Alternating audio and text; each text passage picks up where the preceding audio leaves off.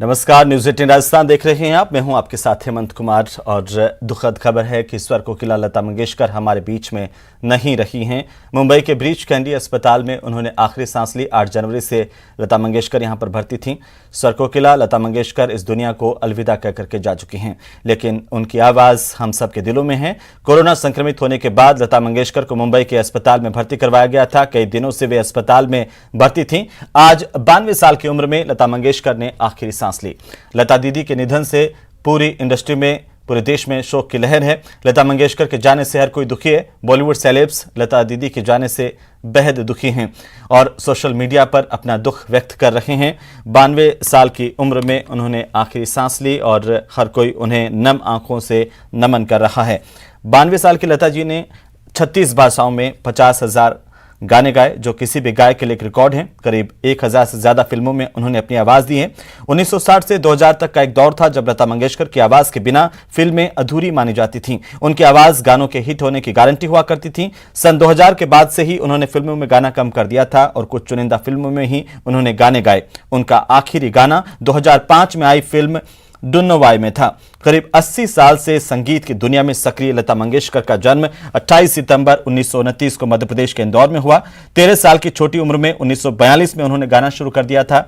उनकी यादें हमारे जहन में हैं और लता जी के पिता पंडित दीनानाथ मंगेशकर संगीत की दुनिया और मराठी रंगमंच के जाने पहचाने नाम थे। उन्होंने ही लता जी को संगीत की शिक्षा दी थी।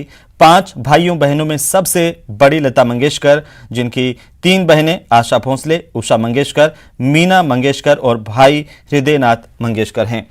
लता मंगेशकर अपनी बहन उषा और भाई हृदयनाथ के साथ मुंबई के पेडर रोड स्थित प्रभु कुंज में पहले फ्लोर पर रहती थीं और कई सालों से वे यहां पर रह रही थीं। बहन आशा भोंसले भी यहां से कुछ ही दूरी पर रहती हैं।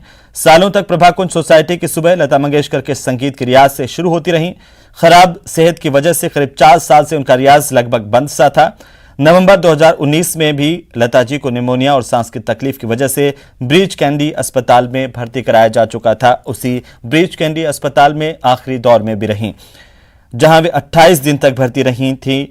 नवंबर 2019 के बाद से उनका घर से निकलना लगभग बंद हो चुका था। लता मंगेशकर को उनकी प्रतिभा, उनकी आवाज और संगीत के क्षेत्र में किए गए महत्वपूर्ण कार्यों के लिए, संगीत की दुनिया में उनके योगदान के लिए 2001 में भारत के सर्वोच्च नागरिक सम्मान भारत रत्न से नवाजा गया था। इससे पहले भी उन्हें कई सम्मान प्रदान किए गए, जिसमें पद्म विभूषण, पद्म भूषण और दादा साहेब फाल्के सम्मान भी शामिल हैं।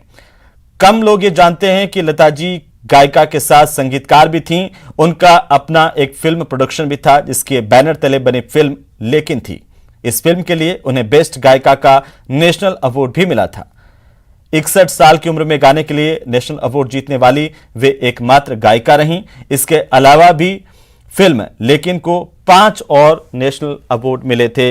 लता जी की यादें सबके जहन में हैं। लता जी भुलाए नहीं भूल सकती हैं, क्योंकि उनका काम और जो संगीत के क्षेत्र में उन्होंने किया वो पूरी दुनिया में जाना जाता रहेगा और यही वजह है कि आज हर कोई उन्हें नमन कर रहा है।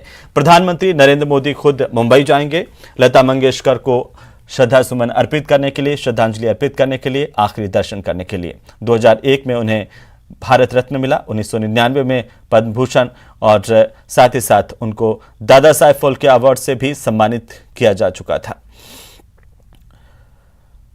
1999 में एनटीआर पुरस्कार से सम्मानित हुई। लता जी को पद्म विभूषण पुरस्कार 1999 में ही मिला। 2001 में आईआईएफ का लाइफ टाइम अचीवमेंट अवार्ड भी उन्हें दिया गया। संगीत की दुनिया के 8 सुरमई दशक रहे, जो पूरे भारतीयों के जहन में हैं। साथ ही हम आपको बता दें कि स्वर कोकिला के निधन की खबर मिलने के बाद प्रधानमंत्री नरेंद्र मोदी ने गोवा में आज की अपनी वर्चुअल रैली को निरस्त कर दिया है। लता जी के सम्मान में भारतीय जनता पार्टी की ओर से उत्तर प्रदेश के लिए घोषणा पत्र जारी करने का कार्यक्रम टाल दिया गया और साथ ही महाराष्ट्र के पर्यटन मंत्री आदित्य ठाकरे ने शिवाजी पार्क पहुंच करके अंतिम संस्कार की व्यवस्था का जायजा लिया है। आपको बता दें कि लता मंगेशकर की आवाज युगों युगों तक इसी तरह से गूंजती रहेंगी, भले ही वे हमारे बीच में नहीं हैं। इतिहास पर नजर डालता हूं तो लता दीदी जैसा कोई दूसरा इस कला संगीत की दुनिया में व्यक्तित्व दिखाई नहीं देता, इसलिए उनकी तुलना किसी से नहीं की जा सकती। वह अपने आप में अलौकिक, प्रतिभा संपन्न, अनिर्वचनीय व्यक्तित्व की धनी और माने सदियों के बाद कोई ऐसा व्यक्तित्व भगवान के अनुग्रह से धरती पर अवतरित होता है। ऐसे ही वो संगीत का, सुरों का एक दिव्य अवतार थी। मैं श्रद्धामयी दीदी को भावपूर्ण हृदय से प्रणाम और उनको श्रद्धांजलि देता हुआ उनकी आत्मा की भगवत शरणागति के लिए, उनके आत्मा के मोक्ष के लिए भगवान से प्रार्थना करता हूँ। ओम शांति शांति शांति। बाबा रामदेव ने भी अपनी शोक संवेदना इज़हार की हैं और साथ ही साथ कहा है कि उनके जाने से जो संगीत के क्षेत्र में रिक्त स्थान हुआ है उसे भरा नहीं जा सकता है। हर कोई नम आंखों से सुर साम्राज्ञी को याद कर रहा है। कुछ और लोगों की प्रतिक्रियाएं हम आपको सुनाते हैं, क्या कुछ कहा गया है। को एक अपूर्णीय क्षति हुई है। हमारे देश की सुरीली आवाज़ लता मंगेशकर जी हमारे देश में, हमारे बीच में नहीं रही। उनका यूं चला जाना पूरे देश के लिए दुख का विषय है। अभी कुछ ही दिन पहले जयनारायण व्यास विश्वविद्यालय द्वारा उनको डॉक्टरेट ऑफ लिटरेचर यानी कि डी.लिट की मानद उपाधि भी दी गई थी। मैं सीनेट सदस्य और सीनेट ने यह निर्णय लिया था। उसके पश्चात कन्वोकेशन के माध्यम से डिग्री उनको प्रदान भी की गई थी। ये हम लोगों के लिए सौभाग्य का विषय रहा कि अंतिम स्मृति के रूप में ये मानद उपाधि उन्हें दी गई थी। ये पूरे हमारे शहर जयनारायण व्यास विश्वविद्यालय के लिए भी एक सौभाग्य का विषय रहा। लता मंगेशकर जी इस देश की अंतर, उनकी आत्मा अमर है। इस पूरे देश के वातावरण में उनकी आवाज़ गूंजती रहेगी। वो कभी भी नहीं बुलाने वाली एक ऐसी व्यक्तित्व है जिसकी कमी देश को हमेशा खलती रहेगी। आज उनके इस तरीके से चले जाने से देश पूरा उनको नमन करता है और श्रद्धावनत होते हुए देश उनको श्रद्धांजलि अर्पित करता है। बहुत बड़ी शख्सियत है, इतनी बड़ी कलाकार, पूरा सरस्वती जी का पूरा वरदान उनके ऊपर। जैसे गीत तो इतना अच्छा गाती हैं, उसके अलावा जब बातें भी करती हैं तो ऐसा लगता है कि इतनी मधुर आवाज़, इतने ऐसे एक कलाकार, इतने अच्छे अच्छे गाने गाए हैं पूरे उनके करियर में। मेरा सौभाग्य है कि ऐसे एक व्यक्ति ने मेरे लिए, मैंने भी 200 पिक्चर से ज़्यादा काम किया है इस फिल्म इंडस्ट्री में। उसमें जितने भी हिट पिक्चर्स थे, जो हिट ना होने पर भी उन्होंने कितना गाना मेरे गाया है। तो ये मेरा सौभाग्य है कि ऐसे एक कलाकार के संगीत, जो गीत जो उन्होंने गाया, उसके ऊपर मेरा परफॉर्म करने का अवसर मिला। बहुत ही डिस्टर्बिंग न्यूज़ है। I am really shattered. मेरे लिए पर्सनल लॉस है कि लता दीदी हमारे बीच नहीं रही। बहुत सालों से मैं उनके साथ हमेशा टच में था, हमेशा फ़ोन पे बात करता था हर 15 दिन में। और मुझे आज भी याद है 1 जनवरी में मैंने उनसे को विश किया और उनसे मैंने विशेष लिए नए साल की। और बहुत बहुत दुख हो रहा है कि आज लता दीदी हमारे बीच में नहीं है। It's a personal loss to me and the entire nation, entire world will miss her. Lata ji का निधन इस देश की अपूर्णीय क्षति है। मैं सोचता हूँ देश ही नहीं बल्कि विश्व जगत और विश्व आवाज का आज एक ठहराव आ गया है। लता जी जैसी शख्सियतें मुश्किल से पैदा होती हैं और भाग्य से पैदा होती है, क्योंकि ये ईश्वर की नियामतें होती है। हम भाग्यशाली हैं कि लता जी भारत में और हमारे युग में पैदा हुई। उन्होंने हजारों गीत विभिन्न भाषाओं में गाए। उन्होंने राजस्थानी भाषा में भी गीत गाए और मीरा को तो उन्होंने एक तरह से जीवंत ही कर दिया था। लता जी, मैं सोचता हूं कि उनकी देह का आज अवसान हुआ है, लेकिन एक तरह से आत्मा का परमात्मा में विलीन होना है। स्वर का, नाद का ब्रह्म में मिलन है।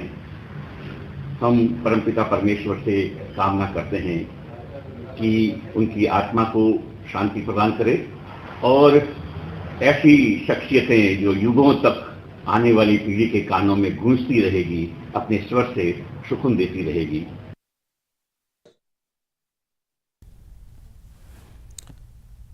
तो आज ऐसी ही सुर सम्राज्ञी हमारे बीच से चली गई हैं। 92 साल की उम्र हो चली थी उनकी और कोरोना और निमोनिया से 29 दिन तक लड़ी, लेकिन आखिरकार रविवार की सुबह आज 8:15 बजे हम सबको, देश को, दुनिया को ना कहते हुए चली गईं। इलाज मुंबई के ब्रीच कैंडी अस्पताल में चल रहा था। लता जी के निधन पर 2 दिन का राष्ट्रीय शोक रहेगा। देश भर में झंडा आधा झुका रहेगा।